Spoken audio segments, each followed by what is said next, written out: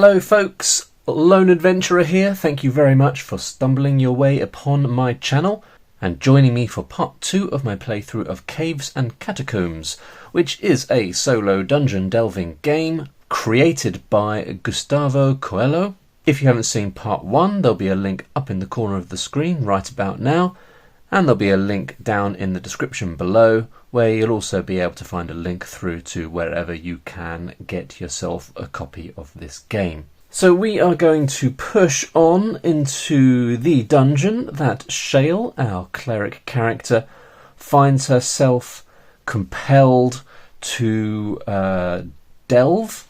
The Sewers of Torment is located beneath a long-forgotten city, beneath a forest, and the aim of the game here is to defeat the cultist priest.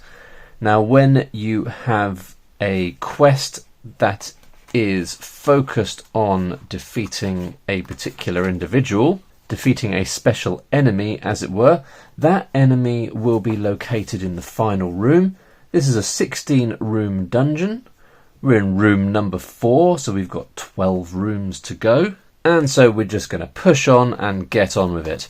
I have, as I said I might in the previous video, I have made a little reference sheet for myself. I think this contains all of the tables I need for generating each room, so it's going to reduce the amount of flipping around. I'm going to keep it here. I know that's going off the side of the screen somehow, but it's mainly for me and my reference, so it doesn't matter too much. So we can get straight into it, really. We are going to go, or going to attempt to go, into our 5th room. We're going to go up this way here.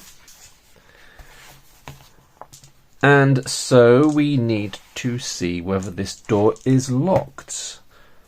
4, that's a nice start. 4 gives us an unlocked door. And so let's see what this room is going to be. It's going to be a corridor, a medium corridor. Just realised now that I haven't got the size, segment size. So it looks like I've accidentally printed out an old version. That's annoying. Oh, there's a whole bunch of things that aren't on here. Alright, I'll augment it as we go. Alright, I've added a couple of bits on there. It's nothing too important, really. It's worth noting that Gustavo does regularly release updates for this game. I suspect I'm not playing with the most up-to-date version. I was going to say that ahead of this video, so there you go. Right, so we're in a corridor. How large is the corridor? 5 gives us a large corridor, so 8 squares. What shape is it going to be? 5 gives us an irregular shape. 3 gives us an L shape. There you go, something like an L shape. Now, it does say in my version of the rules that in a corridor you roll just once for an exit. So a corridor is a maximum of 1 exits. 5 gives us a southern exit, so that's going to be down this way. Now, what is in the corridor? 4 gives us a threat. What kind of threat? 6 gives us a trap. Apparently we're not giving up on the whole masses of traps here, but at least it isn't a hidden pit. It is a collapsing ceiling. So we need to roll to detect the trap, to see if we detect the trap. 4, you manage to find the trap, but it goes off. Roll avoid trap. I mean, I've got to say, feels like I've had some bad luck with traps. 4, you hurt yourself trying to avoid the trap and take half the damage. Wow. Okay, so we had reduced trap damage to 3. Oh, that is just for... Okay, so it was 3 we'd reduced the hidden pit trap. A collapsing ceiling, there are invisible wires crossing corridors and rooms that once broken cause the ceiling to collapse. If a character is hit by the collapse, they take 6 damage. which is just absolutely ridiculous. I'm going to reduce that to 4, and so we're taking half damage, so we're taking 2 points of damage, taking us down to 2 health. This isn't going well, but at least we've survived long enough to go into another room. So we're going to go down this way. We need to check whether the door is locked. 6, that's not good, is it? Nope, I'm wrong, it is good. 5 or higher, you unlock the door easily. So we have unlocked the door. Awesome. What's on the other side? It is a room. 2 gives us a small room. 6 is an irregular shape. 5 is a pentagon. So we've got a tiny pentagon room. And what is in our tiny pentagon room? Some special contents. So we need to roll 4d6 for that. 4, 5, 6, 7, 8, 9 gives us a pool or fountain. So let's go for a fountain, shall we? We have a fountain in here. And what else? We can roll twice, or we have to roll twice on this table. Some more special contents. Well, if you roll the same thing again, you just ignore it. So all we've got in this room is a fountain. Now I want to do something with this fountain. So what I'm going to do is Shale is going to peer into the fountain, and I'm going to ask the question of the yes/no oracle. Is there something in the fountain? 2. So an even result means yes. We're going to go for one more roll. Is it something positive in the fountain? 6, so that is yes again. So I'm going to take it to mean that there is some random treasure in the fountain. What's it going to be? Nothing. Okay, so we saw some kind of glinting trinket in the bottom, but it turned out to be nothing of value. Or we didn't check to see if there are any doors in here. 3, 1 to the east. 5, 1 to the south. Well, that's just going to get in the way, I suppose. Well, I'll tell you what, we're just going to have one door and we're going to bung it over here. So we've ignored the roll on this occasion purely because I want to keep my map nice and neat. Is that door locked? 4. Should have rolled 2 dice, shouldn't I? 8. That is a locked door, so we can try and unlock the door. 3. You fail to unlock the door and an alarm is set off, causing some enemies to appear. Roll an encounter. So let's see who we're encountering here. 3, some mummies, or 1 mummy. Mummies have got a defense of 2 and a vitality of 4. No treasure, unfortunately. What I really need to find is some kind of healing potion, but it doesn't seem to be happening right now. So the mummy. Well, I tell you what. I have got a command spell. I could use my... Should I use my command spell? I could just make it jump in the water and ignore me. No, I'm going to hold on to my command spell. I'm just very conscious that we've only got 2 health left at this point. Okay, so we're just going to go into a standard attack and hope that this works out in our favour. We've got an attack of 4, which means we're rolling 4 dice. We roll, we keep the highest one, and if that is 5 or higher, we hit the enemy without being hit back. So that is great. That means we're doing 4 points of damage. Does mean we're going to have to attack again, but that was inevitable, I guess. And we've got a 5 again, so that means we're doing another 4 points of damage. And we have defeated the mummy. Don't get anything for doing that. I guess we could try it again. I mean, we've got to go through a door, haven't we? So it might as well be this door. So let's have another go. 2 dice, rather. The door is not locked. 2 to 6 gives us an unlocked door. So I guess thematically that means, I'm not really sure what. I thought it was locked the first time. Turns out it wasn't. Or I gave it an extra special wiggle, and that sorted it out. Or I suppose I could leave this door, and if I come across a key, I don't know if you can find keys. Let's have a look at the table. Yeah, I'm not seeing any keys, so we'll just say that that worked out for us. Let's find out what's on the other side. 6 is a room. 2 is small. 3 is a rectangle. How many doors? Any doors. 1 to the south, and that is the same, so just the one to the south. What's gonna be in room number 7? 2, some furniture. 6 gives us a table. And anything else? 4 gives us a threat. What type of threat? 1 gives us an encounter. 4 gives us a zombie. So we've got a table. Shuffling around the table, there is a zombie. I think we've had a zombie before, haven't we?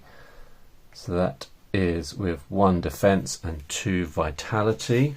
The zombie is undead and has a poisonous bite.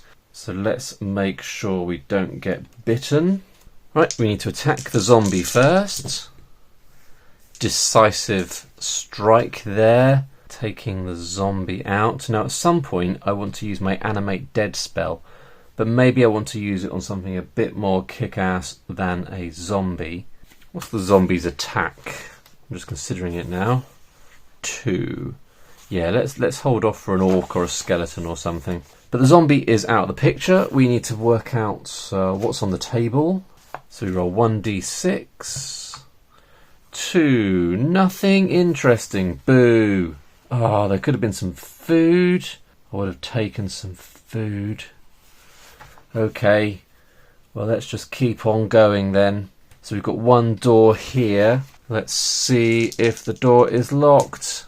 Yay! It is an unlocked door. Leading into a corridor. Boo. Because corridors, I've just realised, don't count towards the room total for the end of the quest. How big? Really big. What shape? An S shape. I'm not sure what the point of that is, given can only be 1 door. Speaking of doors, is there a door? 6. No. So it is a massive corridor that goes nowhere, that is S-shaped. Something like that, I guess. And then it goes nowhere, so I imagine the ceiling has fallen in at the end. But there might still be something in here. 2. Furniture. Okay, so there's some furniture in the corridor. Makes sense. Makes perfect sense. What furniture have we got? We need 2d6. 6, 7, 8, 9. A sarcophagus. Ooh, that sounds awful. Shall we look in the sarcophagus? Do I have to look in the sarcophagus? I mean, I might not look in the sarcophagus because as a seasoned adventurer, I know that we might find some money in there, but even more likely is some kind of enemy jumping out. So I'm going to leave the sarcophagus firmly shut. I'll make a note here so we can theoretically come back later. But we've got a couple of other doors we could go through, so we'll go back into room 4 and we'll try this door out here. Is it locked? 7. It is locked. Let's try and unlock it. 4. We managed to unlock the door, but the process alerts enemies in the next room. That's all right. Never mind. Next room is a room, not a corridor. Next segment. 2. It's small. It is a rectangle. How many doors have we got? We've got a door to the north and a door to the west. Anything in here? A threat. A 3. What's a 3? I'm having a bit of brain freeze here. An encounter. 11 is a Minotaur. Well, if we survive, we could try and animate dead with the Minotaur. Maybe. Assuming there's no restrictions on the types of enemies you can do that with. That could be handy, having an undead Minotaur doing our bidding. And is there anything else in this room? 5 is another threat. Well, you don't double up, so that's it. We've just got the Minotaur. Right, Minotaurs look pretty scary. We've got a defense of 4, a vitality of 8. So I've got to hit them quite a few times. I think this could be the end, but let's find out. Okay, first attack is successful because I rolled that 6, and we're doing 4 points of damage each time. Second attack, oh, we've got a high of 4 there. On a 4, you hit the enemy and they hit you. And the Minotaur is doing 4 damage. It's got an attack of 4. So I think that is the end. Yeah. Reckon so. So we do damage to each other. But unfortunately, the damage that the Minotaur has done to Shale is all of the damage that she could take. Well, what a shame. We never got to the end. Shale never got to take on the cultist priest. Shall we have a quick look at the cultist priest out of curiosity? So the cultist priest, attack of 2, defense of 2, vitality of 7. But has got 5 spells: Animate Dead, Bless, Heal, Hold, Holy Shield and Sleep. And had we have defeated them, we would have got the leader's Regalia, defense of 2, 1,000 coins, only used by cultists. And a ceremonial dagger worth 50 coins. But it wasn't meant to be. Anyway, that's Caves and Catacombs. And if you're looking for a game of this nature, i.e. one where you're drawing out a little dungeon and discovering enemies in each room and trying to fight them, this one might be for you if you're looking for something very straightforward and self-contained. It's alright. I quite like it. I like the fact that it's purely D6 based. I quite like the combat method of just rolling a bunch of dice equal to your attack. It's fun to roll multiple dice sometimes, and then just comparing the highest result to this little chart here, and then the damage is equal to the number of dice that you rolled, basically. So it's really simple. You don't have to roll for the enemies. You're just rolling once for each round of combat and then responding to that. Maybe it could be interesting to play with multiple characters. I think probably that would be a good idea.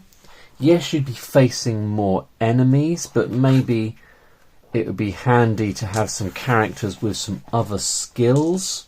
Because really the cleric, although a good fighter, and that was handy to have, the skills of the cleric are really only related to undead creatures. And obviously having the spells is handy.